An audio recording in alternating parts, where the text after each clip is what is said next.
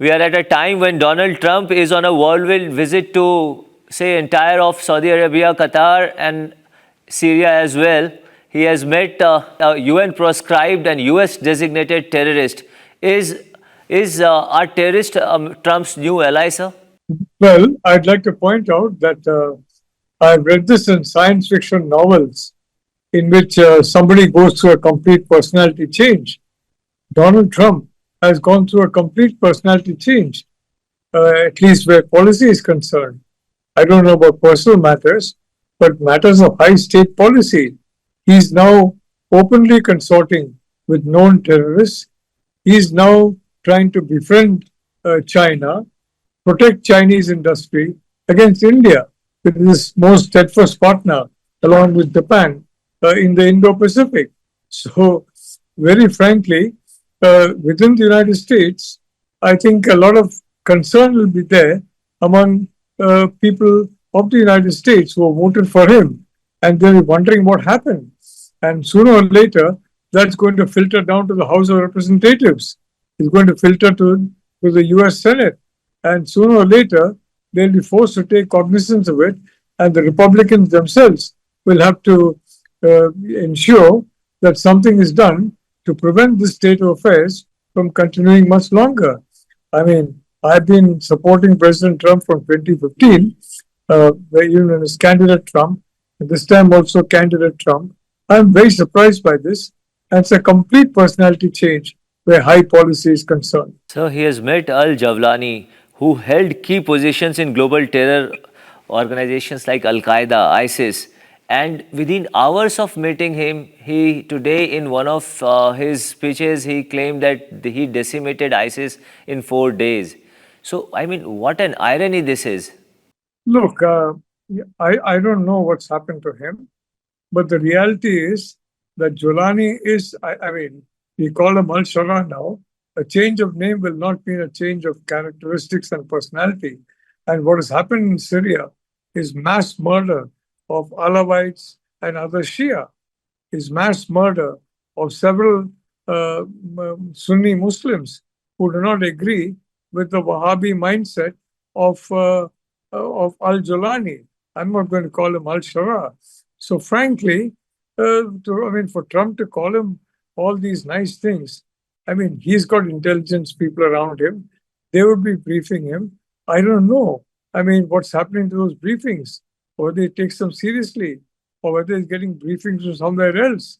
But the reality is he's living in an alternate universe to the actual universe.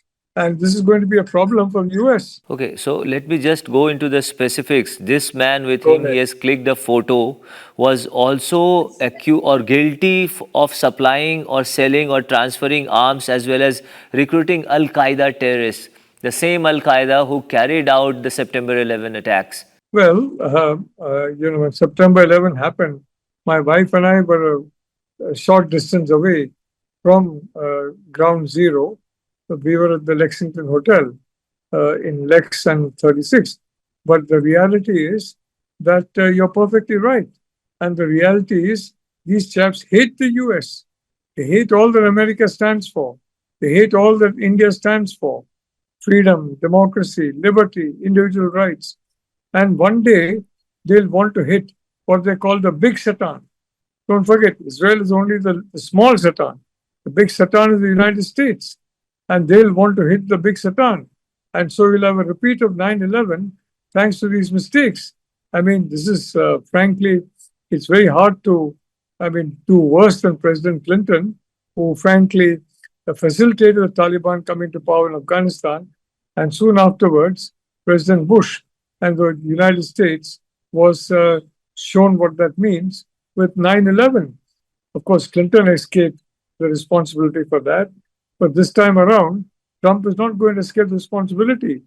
He's got nearly 4 years left of his term. And so when any other attack comes from the homeland, it's most likely going to happen during his term. And this person is also probably, if the reports are to be believed, he has worked pretty closely with Abu Bakr al-Baghdadi.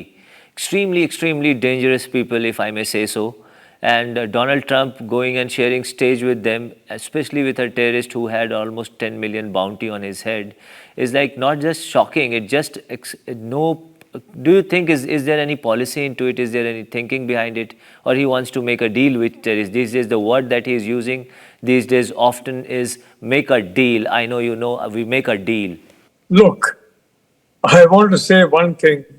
Make a deal does not mean selling your country's security interests, selling your country's economic interests, selling your country's people. That's not a deal. That's suicide. And that's what, frankly, would happen if the policies now being favored by President Trump get implemented by the 47th US president. So very frankly, I'm deeply upset. I'm shocked. Someone who has been supporting Trump, and I do hope he changes course because before it's too late for him.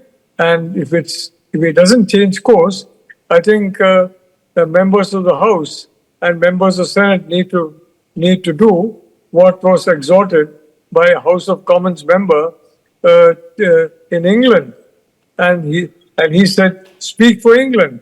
So now I think they'll have to speak for America. Because so long as Trump speaks for America, he's fine. But if he speaks for alien interests against the interests of America, we have a serious problem. And I hope he gets into that problem sooner than later. Professor Nalapat, a lot of people talk that Trump is very trade-oriented, which he's been speaking of. Do you think trade and terror can go or flow together? No way. Absolutely no way. Because frankly, that only gives an energy boost to terror.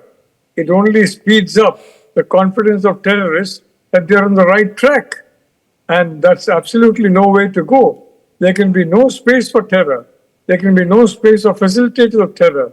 We demonstrated that in Operation Sindoor. And frankly, that's what America needs to demonstrate against terror and against aggressive expansionism by an authoritarian country. Both are existential threats to the United States, to US people. Let's not talk about India. Let's talk about the US homeland. Let's talk about American people. These are existential threats to American people, and they expect their president to support them rather than those who are attacking those very important attributes of a democracy and those very important attributes of success in an economy. You think he's playing a very, very dangerous game? It can hurt anyone, not just America? Oh, absolutely. It can hurt the whole world. And it is hurting the whole world. Frankly, the whole world now is more in shock because this kind of a new policy has not filtered down the line. All our basic mechanisms of America still remain intact, but hopefully this will not filter beyond a certain line, and before that, the corrective action will be taken, hopefully by the President of the United States himself. All right, Professor Nalapat, thank you for joining and thanks for your valuable thoughts, sir.